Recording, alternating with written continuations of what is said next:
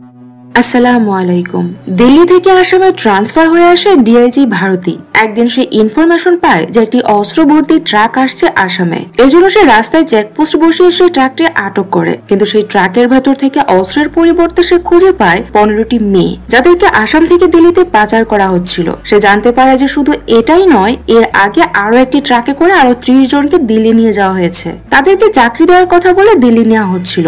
এই কেস তদন্তে একে একে বেরিয়ে আসতে থাকে দিল্লির অপরাধ জগতের এক অন্ধগলি। পুলিশ কি পারবে সে অপরাধী চক্রকে ধরে হিউম্যান ট্রাফিকিং এর রেকর্ড ধ্বংস করতে? এমনই এক কাহিনী নিয়ে আজ এক্সপ্লেন করছি সম্প্রতি রিলিজ হওয়া Hindi series Delhi crime season 3। তো চলুন আর দেরি না করে চলে যাই মুভির গল্পে। কাহিনী শুরু হয় হরিয়ানার রোহতাক থেকে। আমাদের একটি বিয়ের অনুষ্ঠান দেখানো হয়। এটি কোনো সাধারণ বিয়ে নয়। এখানে 19-20 বছরের বেশ কয়েকজন মেয়েকে জোর করে সাময়িক বিবাহ বা কন্ট্রাক্ট ম্যারেজ দেওয়া হচ্ছে। আর যাদের সাথে এই মেয়েদের বিয়ে দেওয়া হচ্ছে তারাও কোনো সাধারণ মানুষ নয়, সমাজের টাকাওয়ালা ও প্রভাবশালী লোক, যাদের সবার বয়স 50 থেকে 60 বছরের মধ্যে। তখন আমরা দেখি যে 19-20 বছরের একটি মেয়েকে বিয়ের জন্য আনা হয়েছে। তার 60 বছরের হবু স্বামীকে দেখে মেয়েটি অনেক অবাক হয়ে যায়। সে কান্না করতে করতে বলতে থাকে যে সে বিয়ে করবে না, কিন্তু তাকে জোর করে বিয়ের পিড়িতে বসানো হয়। মেয়েদেরকে জোর করে বিয়ে দিচ্ছে এই মহিলাটি। একে সবাই বড় দিদি বলে ডাকে। বড় দিদি অনেক বড় একটি টিম নিয়ে কাজ করে। তার হাতও অনেক লম্বা। বড় বড় মন্ত্রী মিনিস্টারদের সাথে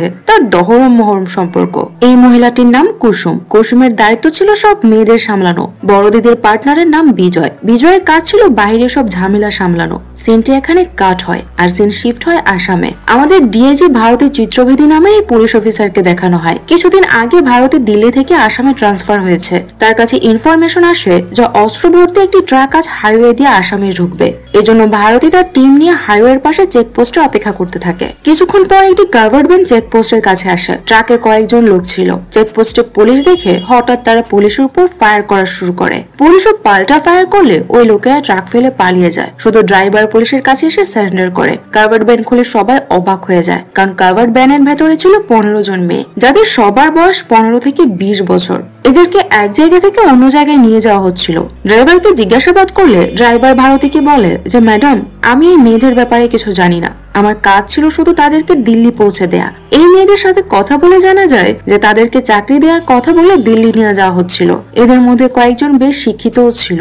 এর মধ্যে ভারতী ড্রাইভারের কাছে জানতে পারে যে আরো একটি ট্রাকে করে আরো কিছু মেয়ে দিল্লি নিয়ে যাওয়া হচ্ছিল। তারা হয়তো অলরেডি দিল্লি পৌঁছে গেছে। এই জন্য ভারতী দিল্লির আরেকজন অফিসারকে এ ব্যাপারে ইনফর্ম করে। এই অফিসারটির নাম উপেন্দর। উপেন্দর এখনো দিল্লিতে আছে। ভারতী উপেন্দরকে বলে যে সেই ট্রাকে অনেকগুলো মেয়ে আছে, তাদেরকে খুঁজে বের করতে হবে। পরের সিনে আমাদের দিল্লিতে নীতি নামের এই মেয়েটিকে দেখানো হয়। নীতি একজন পুলিশ অফিসার। নীতির স্বামীর নাম দীপ। দীপের সাথে নীতির কিছুদিন পরে ডিভোর্স হয়ে যাবে, কারণ নীতির স্বামী দীপ মল্লিকা নামের একটি মেয়েকে ভালোবাসে। কিছুদিন পর দীপ মল্লিকাকে বিয়ে করবে। কিছুক্ষণ পর নীতির কাছে হাসপাতাল থেকে একটা ইমার্জেন্সি ফোন আসে। নীতি হাসপাতালে গিয়ে জানতে পারে যে কেউ একজন 2 বছরের একটি বাচ্চাকে হাসপাতালে ফেলে চলে গেছে। বাচ্চাটির পুরো শরীরে আঘাতের চিহ্ন রয়েছে। নীতি হাসপাতালে গিয়ে দেখতে পায় যে বাচ্চাটির অবস্থা খুবই খারাপ। ডাক্তার তাকে জানায় যে বাচ্চাটির শরীরের ইন্টারনাল ব্লিডিং ও আঘাতের কারণে তার অবস্থা অনেক খারাপ হয়ে গিয়েছে। তার মুখে কিছু দিয়ে আগুনের ছেঁকা দেওয়া হয়েছিল। মনে হয় না বাচ্চাটিকে বাঁচানো সম্ভব হবে। এরপর নীতি হাসপাতালের সিসিটিভি ফুটেজ চেক করে জানতে পারে যে একজন মহিলা বাচ্চাটিকে হাসপাতালে রেখে চলে গিয়েছে। হাসপাতালে ঢোকার আগে সে একটি অটো থেকে নেমেছিল। সিসিটিভি ফুটেজ থেকে সে অটোর নাম্বার প্লেট দেখে পুলিশে অটো ড্রাইভারকে খুঁজে বের করে। অটো ড্রাইভার পুলিশকে জানায় যে সে ওই মহিলাটিকে একটি লজের সামনে থেকে তুলে হাসপাতালে পৌঁছে দিয়েছিল। বাচ্চাটির অবস্থা ভালো না থাকায় সে আর কোনো প্রশ্ন করেনি। এদিকে আসামের ডিআইজি ভারতী তার সিনিয়র অফিসারের সাথে হিউম্যান ট্রাফিকিং এর এই কেসটা নিয়ে কথা বলতে যায়, কিন্তু ভারতীর সিনিয়র এই কেস নিয়ে তেমন কোনো ইন্টারেস্ট দেখায় না। ভারতী তাকে বোঝানোর চেষ্টা করে যে দিল্লি থেকে বাকি মেয়েদের উদ্ধার করতে না পারলে অনেক মেয়ের জীবন ঝুঁকিতে পড়বে, কিন্তু সিনিয়র ভারতীকে বলে যে এসব দিল্লি পুলিশ বুঝবে, তুমি তোমার রাজ্যের বাহিরে গিয়ে কিছু করতে পারবে না। কিন্তু ভারতী নাঝর বান্দা। সে বলে যে তাহলে আমাকে লিখিত দিতে হবে যে রাজ্যের বাহিরে গিয়ে পুলিশের কিছু করার নেই। ভারতীর জেদের কারণে অবশেষে সিনিয়র ভারতীকে এই কেস তদন্তের অনুমতি দেয়। পরের সিনে আমরা দেখি আসাম থেকে প্রথমে যে ট্রাকটি দিল্লিতে এসেছে তার ভেতরে 30 জন মেয়ে ছিল। তাদের সবাইকে দিল্লির উত্তম নগরে নিয়ে যাওয়া হয়। রাহুল নামের এই লোকটি সব মেয়েদের কল্যাণী নামের এই মহিলাটির কাছে বুঝিয়ে দেয়। রাহুল ও কল্যাণী বড় দিদির হয়ে কাজ করে। এই 30টি মেয়ের মধ্যে একটি মেয়ের নাম সোনম। সোনমের দাদি আসামে সোনমের মিসিং কমপ্লেন লিখিয়েছে। ওই সময় রাহুলের হোয়াটসঅ্যাপে খুশি নামের একজনের মেসেজ আসে। খুশি রাহুলকে বলে যে আমি লজে তোমার জন্য অপেক্ষা করছি, তাড়াতাড়ি আসো। এটা দেখে রাহুল কল্যাণীকে বলে বলে, তুমি এদের প্রতি খেয়াল রেখো, আমি একটু আসছি। কল্যাণী রাহুলকে যেতে দিতে না চাইলেও সুযোগ বুঝে রাহুল বেরিয়ে যায়। কিছুক্ষণ পর হরিয়ানা থেকে বড় দিদি কল্যাণীকে ফোন দেয়। কল্যাণী বড় দিদিকে জানায় যে প্রথম ট্রাকে করে 30টি মেয়ে তার কাছে এসেছে, দ্বিতীয় ট্রাক এখনো পৌঁছায়নি, হয়তো খুব শিগগিরই পৌঁছে যাবে। বড় দিদি খুব সাবধানে মেয়েদের খেয়াল রাখতে বলে। অন্যদিকে আমরা দেখি যে পুলিশ কমিশনার জাফরের নেতৃত্বে একটি টিম সেই লজে আসছে, যেই লজ থেকে অটো ড্রাইভার মহিলাটিকে হাসপাতালে পৌঁছে দিয়েছিল। লজের ম্যানেজারকে মহিলাটির ব্যাপারে জিজ্ঞেস করলে জাফর জানতে পারে যে মহিলাটি 1.5 মাস আগে লজে উঠেছিল, ভাড়াও ঠিকঠাক মতো দিয়ে যাচ্ছিল, এর বেশি আর সে কিছু জানে না। মহিলাটি লজের যে রুমে উঠেছিল সেই রুম সার্চ করে রুমে তারা কিছু ছবি দেখতে পায়। সেই ছবি দেখে তারা বুঝতে পারে যে মেয়েটি বিবাহিত। এই ছবিতে আমরা রাহুলকে দেখতে পাই, অর্থাৎ রাহুলই হয়তো মেয়েটির স্বামী। ওয়াশরুম চেক করে পুলিশ ওয়াশরুমে ছড়িয়ে ছিটিয়ে থাকা রক্তের দাগ দেখতে পায়। আশেপাশে জিজ্ঞাসাবাদ করে পুলিশ এই মহিলাটির ব্যাপারে তেমন কিছু জানতে পারে না। রাহুল যখন সেই লজের কাছে আসে, তার রুমের বারান্দায় সে কয়েকজন পুলিশ দেখতে পায়। এটি দেখে সে তখনই সেখান থেকে পালিয়ে যায়। এদিকে হরিয়ানার বড় দিদির সামনে 5 জন মেয়েকে আনা হয়। সে ওই মেয়েদের জিজ্ঞেস করে যে কারা কারা ইংরেজি জানে। তাদের মধ্যে 3 জন মেয়ে জানায় যে তারা ইংরেজি জানে। বড় দিদি সেই 3 জন মেয়েকে সিলেক্ট করে থাইল্যান্ড পাঠানোর জন্য, কিন্তু এই মেয়েরা জানতো না যে থাইল্যান্ডে তাদের কি কাজে পাঠানো হবে। ওই সময় বড় দিদির পার্টনার বিজয় বড় দিদির কাছে এসে তাকে বলে যে তাদের ঋণের টাকা তাড়াতাড়ি পরিশোধ করতে হবে, না হলে ওই লোকেরা ঝামেলা করবে। তখন আমরা জানতে পারি যে তারা কারো কাছ থেকে 2 কোটি রুপি ধার করেছে। এদিকে ডিআইজি ভারতী আসাম থেকে দিল্লিতে ফিরে আসে হিউম্যান ট্রাফিকিং এর এই কেস তদন্ত করতে। এয়ারপোর্ট থেকে অফিসার উপেন্দ্র ভারতীকে রিসিভ করতে আসে। অন্যদিকে হাসপাতালে বাচ্চা ফেলে আসা সেই মেয়েটিকে দেখানো হয়। এই মেয়েটির নামই খুশি। রাহুল অনেকবার খুশিকে ফোন দিয়েছিল, কিন্তু খুশি তা ধরতে পারেনি। অনেকক্ষণ পর খুশি ফোন ব্যাক করে রাহুলকে বলে যে তার বাচ্চার অবস্থা খারাপ থাকায় সে তাকে হাসপাতালে রেখে এসেছে, এখনো সে লজে পৌঁছায়নি, সে হাসপাতালের বাগানে বসে আছে। রাহুল খুশিকে বলে যে তার লজে যাওয়ার দরকার নেই, কারণ সেখানে পুলিশ পৌঁছে গেছে, সেজন্য পুলিশের ধারে কাছেও না যায়। বাচ্চাটির অবস্থা খুবই খারাপ ছিল, তার ব্রেনে ইন্টারনাল ইনজুরি হওয়ার কারণে রক্তক্ষরণ হচ্ছিল, এজন্য তাকে ইমার্জেন্সি অপারেশন করতে হচ্ছিল। এদিকে নীতি ভাবে যে যদি মহিলাটি বাচ্চাটির মা হয় তবে হয়তো সে ঠিক বাচ্চাটিকে দেখতে আসবে, এজন্য সে জাফরকে হাসপাতালের সামনের রাস্তায় পাহারায় রাখে। আরেকজন অফিসারকে সে সবসময় সিসিটিভিতে চোখ রাখতে বলে। তারা যে করে হোক রাহুল ও খুশিকে অ্যারেস্ট করতে চাইছিল। কিছুক্ষণ পর রাহুল খুশির কাছে আসে। সে খুশিকে গাড়িতে উঠতে বলে, কিন্তু খুশি রাহুলকে বলে যে আমি কোথাও যাব না, তুমি গাড়ি পার্কিং এ রেখে আসো। কিন্তু রাহুল খুশির সাথে জোর জবরদস্তি শুরু করে গাড়িতে উঠানোর জন্য।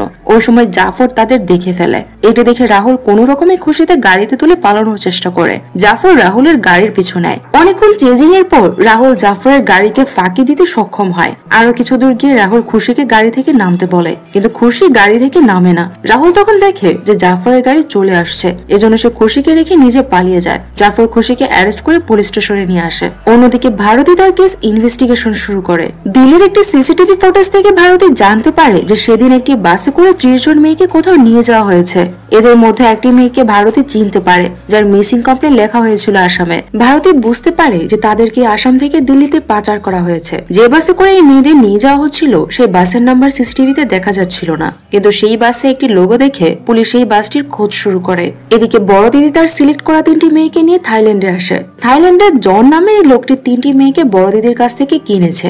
বড় দিদি তাদেরকে বিক্রি করার জন্যই থাইল্যান্ড এনেছে। জন বড় দিদিকে বলে যে তার আরো 30টি মেয়ে চাই। বড় দিদি জনকে বলে যে মেয়ে দিতে পারবো, কিন্তু প্রতিটি মেয়ের জন্য 15 লাখ করে লাগবে। জন বলে টাকা কোনো সমস্যা না, আমার জলদি 30টা মেয়ে চাই। বড় দিদি জানতো যে 30টা মেয়ে জোগাড় করা এতটা সহজ হবে না, কিন্তু তাকে এই কাজটা করতে হবে, কারণ তার 2 কোটি টাকার ঋণ পরিশোধ করতে হবে। এদিকে খুশিকে পুলিশ জিজ্ঞাসাবাদ শুরু করে, কিন্তু খুশি পুলিশের সামনে কিছুতেই মুখ খোলে না, আর না সে রাহুলের ব্যাপারে কিছু বলে। ভারতী দিল্লিতে এসে তার পুরনো টিমের সাথে দেখা করে। তাকে দেখে সবাই অনেক খুশি হয়। ভারতী জানতে পারে যে তারা একটি বাচ্চার কেস ইনভেস্টিগেশন করছে। সেখানে সে রাহুল ও খুশির ছবি দেখতে পায়। ভারতী তখন তাদেরকে নিজের কেসের ব্যাপারেও ডিটেলস বলে। অন্যদিকে আমরা দেখি নীতি ও দীপের ডিভোর্সের জন্য তারা কোর্টে এসেছে। অবশেষে তাদের মধ্যে ডিভোর্স হয়ে যায়। অন্যদিকে বড় দিদি থাইল্যান্ড থেকে ইন্ডিয়া ফিরে আসার পর একদিন জন বড় দিদিকে ফোনে বলে যে সে যে 3 জন মেয়েকে পাঠিয়েছিল তারা খুব ভালো সার্ভিস দিচ্ছে, তাই তার 30 জন না বরং 40 জন মেয়ে প্রয়োজন। বড় দিদি যেন জলদি করে 40 জন মেয়ে থাইল্যান্ডে পাঠায়। বড় দিদিও জনের কথায় রাজি হয়। ভারতী সেই বাসের খোঁজ করতে করতে একটি ট্রাভেল এজেন্সিতে আসে। এজেন্সির ম্যানেজার ভারতীকে বলে যে এই বাস তাদের কোম্পানিরই, তবে সেদিন তারা আমজাদ নামের একজন লোককে বাসটি ভাড়া দিয়েছিল। আমজাদের পরিচয়পত্র দেখে ভারতী শকড হয়ে যায়। কারণ আমরা দেখি যে আমজাদ খান আর কেউ নয় বরং রাহুল। পুলিশ বুঝে যায় যে মেয়েদের পাচার ও এই বাচ্চার কেস দুটিতেই রাহুল জড়িত। তাদের যে করে হোক রাহুলকে অ্যারেস্ট করতেই হবে। কিন্তু রাহুলও খুব চালাক ছিল। সে বুঝতে পারে যে পুলিশ তার পেছনে পড়ে গেছে, এজন্য সে নিজেকে লুকিয়ে রাখার চেষ্টা করে। অন্যদিকে কল্যাণী অর্থাৎ যার কাছে আসাম থেকে পাচার করা 30টি মেয়ে ছিল, সে ওই মেয়েদেরকে হরিয়ানার বড় দিদির কাছে নিয়ে আসে। সে সবগুলো মেয়েকে চেক করে। সে মনে মনে ভাবে যে সবগুলো মেয়েই দেখতে সুন্দর, জন এদের দেখে অনেক খুশি হবে। কিন্তু তার আরো 10টি মেয়ে চায়, কারণ জনকে 40টি মেয়ে পাঠাতে হবে। এজন্য সে আরো 10টি মেয়ে জোগাড় করতে লেগে পড়ে। অন্যদিকে ভারতী জানতে পারে যে এখানকার পুলিশ আগে রাহুলের সাথে খুশিকে অ্যারেস্ট করেছে, এজন্য সে খুশিকে জিজ্ঞাসাবাদ করতে আসে। কিন্তু প্রথমে খুশি ভারতীকেও কিছু বলতে রাজি হয় না। কিন্তু ভারতী খুশিকে কিছু কথা বলে ইমোশনাল করে দিলে এবার খুশি ভারতীকে সবকিছু বলে দেয়। সে বলে যে ছোটবেলায় কেউ তাকে দিল্লিতে এনে কল্যাণীর কাছে বিক্রি করে দেয়। কল্যাণী আমাকে নিয়ে অনেক খারাপ কাজ করাতো। সেখান থেকে পালানোর কোনো রাস্তা তার জানা ছিল না। একদিন তার রাহুলের সাথে দেখা হয়। রাহুলও কল্যাণীর সাথে কাজ করত। রাহুল তাকে কল্যাণীর কাছ থেকে নিয়ে যায়, কারণ সে খুশিকে পছন্দ করত। তারা দুজন বিয়েও করে নেয়। একদিন কল্যাণীর কাছে কেউ 2 বছরের একটি বাচ্চাটি বিক্রি করে দেয়। ছোট বাচ্চা থাকায় কল্যাণী বাচ্চাটি রাহুলকে দেয় তার কাছে রাখার জন্য। রাহুল বাচ্চাটিকে লজে নিয়ে আসে, কিন্তু বাচ্চাটি অনবরত কান্না করছিল। কিছুতেই তার কান্না থামছিল না। এভাবে সে একটানা 2 দিন কান্না করে। এজন্য 2 দিন 2 রাত না ঘুমিয়ে আমি আর নিজেকে কন্ট্রোল করতে পারি না। আমি বাচ্চাটিকে অনেক মারি। আগে থেকে আমি ইন্টারমিডিয়েট এক্সপ্লোসিভ ডিসঅর্ডার নামে একটি মানসিক রোগে ভুগছি। এজন্য নিজেকে আমি কন্ট্রোল করতে পারিনি। এতে বাচ্চাটির শরীরের বিভিন্ন জায়গায় কেটে ব্লিডিং হতে থাকে। এরপর তাকে ওয়াশরুমে নিয়ে গিয়ে কমোডের উপর বসাই। সেখান থেকে পড়ে গিয়ে তার মাথা ও মুখে আঘাত লাগে। এতে তার অবস্থা আরো খারাপ হয়ে যায়। এজন্য আমি তাকে হাসপাতালে রেখে আসি। খুশির কাছ থেকে এসব জানতে পেরে কল্যাণীর বাড়িতে রেড করে। কল্যাণী পুলিশ দেখে নিজেকে অনেক ভোলা ভালা সাজানো নাটক করে, কিন্তু পুলিশ কল্যাণীকে অ্যারেস্ট করে পুলিশ স্টেশন নিয়ে আসে। এদিকে রাহুল পালিয়ে আসিফা নামের একটি মেয়ের কাছে আসে। আসিফা রাহুলের এক্স গার্লফ্রেন্ড। সে আসিফাকে বলে, আমি খুশিকে বিয়ে করে ভুল করেছিলাম আসিফা, কিন্তু বিশ্বাস করো আমি এখনো তোমাকেই ভালোবাসি। কিছুদিন পরে আমি নেপাল চলে যাব। তোমাকে ফোন দিলে তুমি এয়ারপোর্ট চলে এসো। আসিফা বলে, নেপালে যাবার আগে একবার জেল থেকে ঘুরে আসো। আর তখনই পাশের রুম থেকে উপেন্দ্র আরো কয়েকজন পুলিশ অফিসার এসে রাহুলকে অ্যারেস্ট করে ফেলে। তখন আমরা জানতে পারি যে রাহুলকে ধরার জন্য আসলে আসিফা একটা ফাঁদ ছিল। রাহুলকে অ্যারেস্ট করে জিজ্ঞাসাবাদ শুরু করা হয়, কিন্তু সে কিছুতেই মুখ খোলে না। অন্যদিকে কল্যাণীও মুখ খোলে না। সে পুলিশকে বলে যে তার যা বলার তা সে তার উকিলকে বলবে। এজন্য উকিলকে ফোন করার বাহানায় কল্যাণী বড় দিদিকে ফোন দেয়। সে বড় দিদিকে বলে যে পুলিশ তাকে অ্যারেস্ট করেছে আর বারবার আমাদের গ্যাং এর ব্যাপারে জিজ্ঞেস করছে। বেশিক্ষণ হয়তো আমি আমার মুখ বন্ধ রাখতে পারবো না, আর আমি মুখ খুলে তুমিও ফেসে যাবে, তাই আমাকে জলদি জেল থেকে বের করো। এই কথা শুনে বড় দিদি বলে, তুমি কোনো চিন্তা করো না, আমি আজই উকিল পাঠাচ্ছি, সে তোমার বেল করাবে, তুমি শুধু নিজের মুখ বন্ধ রাখবে। পরদিন কল্যাণীকে কোর্টে পেশ করা হয়। বড় দিদির পাঠানো উকিল কোর্টে কল্যাণীর জামিন আবেদন করে, কিন্তু ভারতী কোর্টকে বলে যে তাদের কাছে যথেষ্ট প্রমাণ আছে যে কল্যাণী মেয়েদের পাচার করে এনে তাদেরকে দিয়ে জোর করে পতিতাবৃত্তি করায়। আর বিশদ জিজ্ঞাসাবাদ করার জন্য কল্যাণীর 3 দিনের রিমান্ড প্রয়োজন।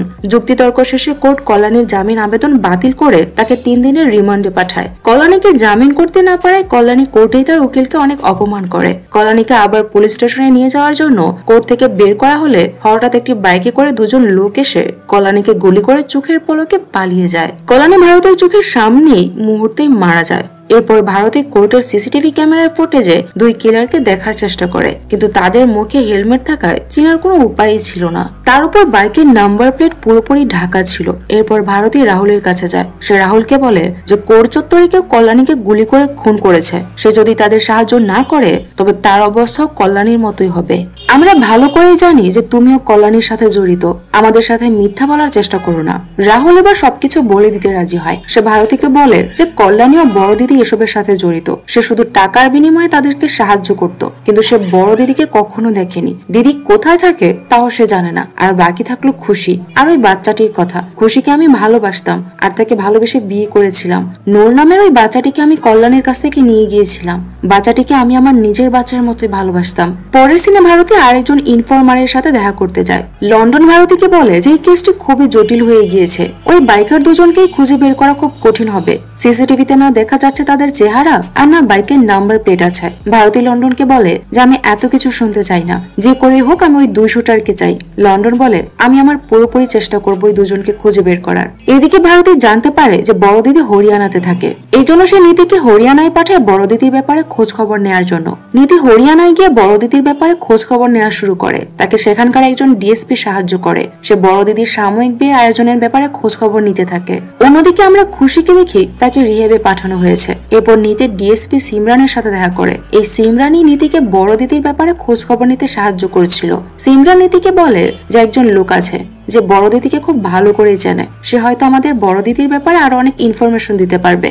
এরপর নীতি ও সিমরান সেই লোকের সাথে দেখা করতে যায়। সে সেই লোকটিকে বলে যে তুমি বড় দিদির ব্যাপারে কি কি জানো তা আমাদেরকে বলো। সেই লোকটি তাদেরকে বলে যে বড় দিদি খুবই খারাপ মহিলা, সে মেয়েদেরকে কেনা বেচার কাজ করে। বড় দিদি যে বিয়ের আয়োজন করে এগুলো আসলে কোনো বিয়েই নয়, বরং টাকার বিনিময়ে ওই মেয়েদেরকে তাদের যে অনেক বয়সে বড় লোকদের কাছে বিক্রি করে দেয়া হয়। তার কাছে বড় দিদির বিপক্ষে আরো কিছু প্রমাণ ছিল যা সে নীতি ও সিমরানকে দিয়ে দেয়। অন্যদিকে আমাদের বড় দিদিকে দেখানো হয় তার কাছে বিজয় এসে আবারও সেই ঋণের ব্যাপারে তাড়া দিতে থাকে। সে বড় দিদিকে বলে যে আমাদের খুব তাড়াতাড়ি সেই ঋণ পরিশোধ করে দিতে হবে। বড় দিদি বিজয়কে বলে যে আমাদের কাছে 30টি মেয়ে আছে, আর 10টি মেয়ে হলেই আমরা এই মেয়েগুলোকে থাইল্যান্ডের জন্য প্রস্তুত করে পাঠিয়ে দিতে পারবো, আর তখন আমরা আমাদের সব ঋণ পরিশোধ করে দিতে পারবো। তুমি কোনো চিন্তা করো না, তুমি আরো 10টি মেয়ে জোগাড় করার ব্যবস্থা করো, বাকিটা আমি দেখে নেব। এরপর সিমরান ও নীতি আরো একজন লোকের সাথে দেখা করে। সেই লোক জানায় যে আগে তার এক আত্মীয় মেয়েকে এভাবে বিয়ে দিয়েছিল, কিন্তু সেই মেয়েটি একদিন তার স্বামীর বাড়ি থেকে পালিয়ে আসে। তখন তার অবস্থা খুবই খারাপ ছিল। সেই মেয়েটি তাদের বলেছিল যে তাদেরকে 3 লাখ টাকার বিনিময়ে সেই লোকের কাছে বিক্রি করেছিল। সেই লোক আবার তাকে একটি পতিতালয়ে বিক্রি করে দিয়েছিল, কিন্তু বড় দিদির ভয়ে তার পুলিশে কমপ্লেন পর্যন্ত করতে পারেনি, কারণ বড় দিদির অনেক উপর পর্যন্ত লম্বা হাত ছিল। কেউ বড় দিদির কাজের ব্যাপারে কোনো প্রশ্ন তুলতে পর্যন্ত পারত না। এরপর নীতি ও সিমরান সেই মেয়েটির সাথে দেখা করে। সে তার কাছ থেকে বড় দিদির ব্যাপারে সব তথ্য জেনে নেয়। এর মাঝে একদিন ভারতের ইনফরমাল লন্ডন তাকে ফোনে জানায় যে ওই 2 শুটারের ব্যাপারে সে খোঁজ পেয়েছে। তারা এখন একটি হোটেলে ঘাপটি মেরে বসে আছে। এই ইনফরমেশন পেয়ে ভারতীয় উপেন্দ্র হোটেলে চলে আসে সেই শুটারদের অ্যারেস্ট করার জন্য, কিন্তু তারা হোটেলে পৌঁছানোর আগেই বিজয় সেখানে এসে হোটেল বয়ের ছদ্মবেশে হোটেল রুমে ঢুকে গুলি করে সেই শুটারদের খুন করে ফেলে। ভারতীয় উপেন্দ্র সেখানে এসে তাদেরকে মৃত অবস্থায় দেখতে পায়। বিজয় পালিয়ে যাবার সময় উপেন্দ্র তাকে দেখতে পায়, কিন্তু বিজয় উপেন্দ্রের মাথায় পিস্তল ঠেকিয়ে বলে তুমি পুলিশ অফিসার থাকায় তোমাকে কিছু বলছি না, আমাদের পিছনে লাগতে এসো না, না হলে সবাই মারা পড়বে। মাথায় পিস্তল ঠেকানো থাকায় উপেন্দ্র কিছুই করতে পারে না। এরপর সে বিজয়ের ব্যাপারে যাবতীয় ইনফরমেশন সংগ্রহ করতে থাকে। এদিকে সিমরান ও নীতি সে পতিতালয়ের ব্যাপারে জানতে পেরে সেখানে রেড করে। এখান থেকে তারা অনেকগুলো মেয়েকে উদ্ধার করে। এই পতিতালয়ের সর্দারনি ছিল কুসুম নামের এই মহিলাটি। তারা কুসুমকে অ্যারেস্ট করে, কিন্তু কুসুম কিছুতেই মুখ খোলে না। উপরন্তু সে বলে যে আমাদের সাথে পাঙ্গা নিতে এসো না, না হলে কেউ বাঁচবে না। নীতি এইসব ইনফরমেশন ভারতীকে পাঠিয়ে দেয়। অন্যদিকে আমরা দেখি যে বড় দিদি এই 30টি মেয়েকে সুরাটে নিয়ে যাচ্ছে, কারণ সে বুঝতে পেরেছিল যে এদেরকে তার কাছে রাখা নিরাপদ নয়। পুলিশ যে কোনো সময় তার বাড়িতে রেড করতে পারে। এজন্য সে ওই 30টি মেয়েকে সুরাটে তার পাম হাউসে পাঠিয়ে দেয়। পতিতালয়ের সর্দারনি কুসুমকে পুলিশ স্টেশনে রাখা হয়, কিন্তু কিছুক্ষণ পর একজন উকিল এসে কুসুমের জামিন করিয়ে তাকে সাথে করে নিয়ে যায়, কিন্তু নীতি তাকে আটকাতে পারে না। যাওয়ার সময় কুসুম তাদেরকে বলে যায় যে আমি আমার সাথে এসব করার বদলা নেব, তোমার সাথে খুব খারাপ হতে চলেছে। অন্যদিকে ভারতীর শবনম বানু নামের একজন মহিলার খোঁজ পায়। তারা জানতে পারে যে শবনমই এই বাচ্চাটির আসল মা। এজন্য ভারতীর নীতি ও উপেন্দ্রকে সাথে নিয়ে শবনমের বাড়িতে যায় তার সাথে দেখা করার জন্য, কিন্তু শবনম ভানুর বাড়িতে গিয়ে তারা জানতে পারে যে শবনম ভানু আজকেই তার বাড়ি ছেড়ে পালিয়ে গেছে। তারা শবনমের বাড়ির লোকদের কাছ থেকে আরো জানতে পারে যে সে খুবই খারাপ মহিলা, এমনকি সে তাদের ট্রাক্টরে আগুন পর্যন্ত লাগিয়ে দিয়েছিল তাদের ক্ষতি করার জন্য। শবনমের বাড়ির লোকের কাছ থেকে সব জানতে পেরে ভারতী বুঝতে পারে যে শবনম যদি আজই পালিয়ে গিয়ে থাকে তাহলে সে হয়তো বেশি দূর পর্যন্ত যেতে পারেনি। এজন্য ভারতী এখান থেকে যাওয়া সবগুলো বাসে তল্লাশি করে, কারণ সে জানতো যে এখান থেকে কোথাও যাওয়ার একমাত্র উপায় হচ্ছে বাসে করে যাওয়া। বাস তল্লাশি করার এক পর্যায়ে বাসে শবনম বানুকে খুঁজে পায় তারা। ওই সময় শবনমের অবস্থা খুবই খারাপ ছিল। ভারতী শবনম ভানুকে নিয়ে আসে। জিজ্ঞাসাবাদে শবনম ভারতীকে জানায় যে ছোটবেলা কেউ তাকে কল্যাণীর কাছে বিক্রি করে দিয়েছিল, কল্যাণী তাকে আবার পতিতালয়ে বিক্রি করে দিয়েছিল। এর কিছুদিন পর কল্যাণী আবার তাকে ফিরিয়ে নিয়ে আসে। এবার তাকে বড় দিদি 3 লাখ টাকার বিনিময়ে 60 বছর বয়সে এক লোকের কাছে বিক্রি করে দেয়। সেখানে আমার 3টি বাচ্চা হয়, কিন্তু এই লোক আমার 3টি বাচ্চাকেই বিক্রি করে দেয়। তারা আমার উপর অনেক নির্যাতন করত। এই নির্যাতন সহ্য করতে না পেরে আমি ট্রাক্টরে আগুন লাগিয়ে বাড়ি থেকে পালিয়ে আসি। তখন আমরা জানতে পারি যে হাসপাতালে যে বাচ্চাটি চিকিৎসাধীন অবস্থায় আছে সেই বাচ্চাটিও শবনমের বাচ্চা। শবনম তাদেরকে জানায় যে এই বাচ্চাটির নাম সানা। শবনম বাচ্চাটিকে দেখতে হাসপাতালে যায়, কিন্তু তার অবস্থা তখন অনেক খারাপ ছিল। এদিকে নিধি তার ইনফরমারের কাছ থেকে জানতে পারে যে 30টি মেয়েকে সুরাটে নিয়ে যাওয়া হচ্ছে। এজন্য সে সুরাটে চলে যায় ইনভেস্টিগেশনের জন্য। 30টি মেয়েকে থাইল্যান্ডে যাওয়ার জন্য প্রস্তুত করা হচ্ছিল। ফার্ম হাউসের বাইরে গাড়ি দেখে সিমরানের কিছুটা সন্দেহ হয়। ফার্ম হাউসের বাইরে নীতির একজন লোকের সাথে দেখা হয়। লোকটি সিমরানকে বলে যে সেই ফার্ম হাউসে চাকরি করে। এরপর সিমরান ওই লোকটির সাথে ফার্ম হাউসের ভেতরে যাওয়া শুরু করে। ওই সময় নীতি সিমরানকে ফোন করে বলে যে তার এখানে একা যাওয়া ঠিক হবে না, সে যেন নীতিকে ওই ফার্ম হাউসের ঠিকানা দেয় যাতে সেও তার সাথে যেতে পারে। কিন্তু ওই সময় হঠাৎ সিমরানের সাথে থাকা লোকটি কিছু একটা কাপড় সিমরানের মুখে চেপে ধরলে সিমরান অজ্ঞান হয়ে যায়। পরের সিনে আমরা দেখি ভারতীয় ইনফরমার লন্ডন জানায় যে বড় দিদি আজ মিস্টার খান্না নামের একজনের সাথে মিটিং করতে যাচ্ছে। তারা কোন হোটেলে মিটিং করবে লন্ডন ভারতীকে তাও জানিয়ে দেয়। ভারতী আর সময় নষ্ট না করে সে হোটেলে চলে আসে। এই হোটেলে এসে সে অনেকগুলো মেয়েকে দেখতে পায় যারা পার্টি করছিল। তাদের মধ্যে একটি মেয়ে হঠাৎ মাথা ঘুরিয়ে মাটিতে পড়ে যায়। তখন আমরা দেখি এ আর কেউ নয় বরং বড় দিদি। ওই সময় ভারতী বড় দিদিকে ধরে ফেলে। বড় দিদি তখন ভারতীকে বলে যে তার সুগার লেভেল লো হয়ে যাওয়ায় মাথা চক্কর দিয়েছে। এরপর বড় দিদি মিস্টার খান্নার টেবিলের কাছে যায়। এদিকে আমরা জানতে পারি যে বড় দিদির অজ্ঞান হয়ে যাওয়ার পেছনে ভারতীর হাত ছিল। সিসিটিভি ক্যামেরায় মিস্টার খান্নার লোকেরা ওই টেবিলের আশেপাশে ভারতীকে ঘোরাফেরা করতে দেখে, কিন্তু তারা ভারতীর কাছে আসার আগেই ভারতী হোটেল থেকে বেরিয়ে যায়। কিছুক্ষণ পর বড় দিদি বিজয়কে ফোন দিয়ে বলে যে মেয়েগুলোকে যেখানে রাখা হয়েছে তারা সেখানে সেফ নয়, তাদেরকে অন্য জায়গায় সরিয়ে ফেলা উচিত। পাশাপাশি কিছুক্ষণ আগে তার সাথে যা হয়েছে তাও সে বিজয়কে খুলে বলে। বিজয় তখন ভারতীকে বলে যে আমি এখনই মেয়েদের কোনো জায়গায় সরিয়ে ফেলছি, তুমি কোনো চিন্তা করো না। অন্যদিকে আমরা দেখি নিধি বারবার সিমরানকে ফোন দিচ্ছিল, কিন্তু প্রতিবারই তার ফোন সুইচ অফ বলছিল। এজন্য নীতি অনেক চিন্তায় পড়ে যায় যে সিমরান কোনো বিপদে পড়েনি তো। এজন্য নীতি পুলিশ স্টেশনে ফোন দিয়ে একজন এসআই এর সাথে কথা বলে। নীতি ওই এসআই কে সিমরানের ব্যাপারে জিজ্ঞেস করলে ওই এসআই নীতিকে বলে যে সিমরান ছুটিতে আছে, কিন্তু নীতির ওই এসআই এর কথা বিশ্বাস হয় না, কারণ সিমরান ছুটিতে থাকলে তাকে অবশ্যই বলে যেত। তাছাড়া শেষবার তার সাথে কথা বলা অবস্থায় তার ফোন কেটে গিয়েছিল। শেষবার সে আমাকে বলেছিল যে সে একটি ফার্ম হাউসের কাছে যাবে, আর ওই সময় সিমরানের সাথে নীতির শেষ দেখা হয়। নীতি বুঝতে পারে যে কিছু একটা অবশ্যই গড়বড় আছে। অন্যদিকে আমরা দেখি যে ভারতী জানতে পারে যে কল্যাণীর মেয়ে মুজফ্ফরবাদ থাকে। ভারতী জাফর এবং আরো দুজন কনস্টেবলকে মুজফ্ফরবাদ পাঠায়। মুজফ্ফরবাদ এসে তারা কল্যাণীর মেয়েকে খুঁজে পায় ঠিকই, কিন্তু তার কাছ থেকে তারা তেমন কিছু জানতে পারে না। তবে কল্যাণীর মেয়ে জাফরকে বলে যে কিছু বছর আগে শবনমের মেয়ে সানি তার সাথে ছিল, কিন্তু কিছুদিন পর সানিকে অন্য কারো কাছে বিক্রি করে দেওয়া হয়। সানির বয়স তখন 4 বছরের মতো ছিল। যে লোক সানিকে কিনেছিল সে সানিকে দিয়ে ভিক্ষা করাতো। রেল স্টেশনে খুঁজলে হয়তো সানিকে এখনো পাওয়া যেতে পারে। এরপর জাফর রেল স্টেশনে সানিকে খুঁজতে থাকে। এক পর্যায়ে অনেক খোঁজাখুঁজির পর তারা সানিকে খুঁজে পায়। সানি আরো কিছু লোকের সাথে মিলে ভিক্ষা করছিল। জাফর ভারতীকে এই সংবাদ জানালে ভারতী অনেক খুশি হয়, কিন্তু তার মনে শুধু চলছিল বড় দিদি ও বাকি 30টি মেয়ের কথা। জানি না কি অবস্থায় সেই মেয়েগুলো আছে, না জানি কার কাছে তাদেরকে বিক্রি করা হয়েছে। সে ভাবছিল যে গত রাতে বড় দিদি যখন পড়েছিল সে একটুও ঘাবড়ায়নি, খুবই প্রফেশনাল সে। ভারতী জানতে চাচ্ছিল যে বড় দিদি মেয়েগুলোকে কার কাছে বিক্রি করে। যাই হোক, পরের সিনে আমাদের জনকে দেখানো হয়। সে বড় দিদির পাঠানো সবগুলো মেয়ের ছবি দেখছিল।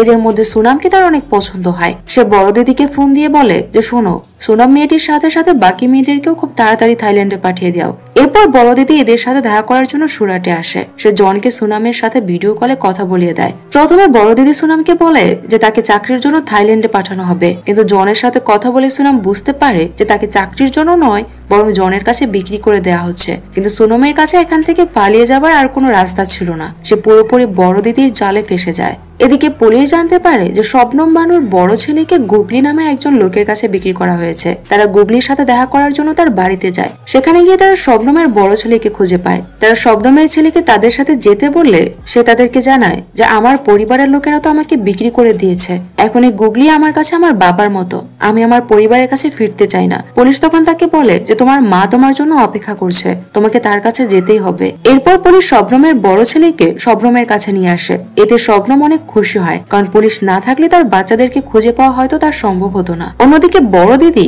ভাইজি নামক একজন লোকের সাথে দেখা করতে চায়। ভাইজি হরিয়ানার অনেক বড় মাফিয়া ছিল, তার কাছ থেকে বড় দিদি 2 কোটি টাকা ধার নিয়েছে। এই টাকার জন্য সে বারবার বড় দিদিকে প্রেসার দিচ্ছিল।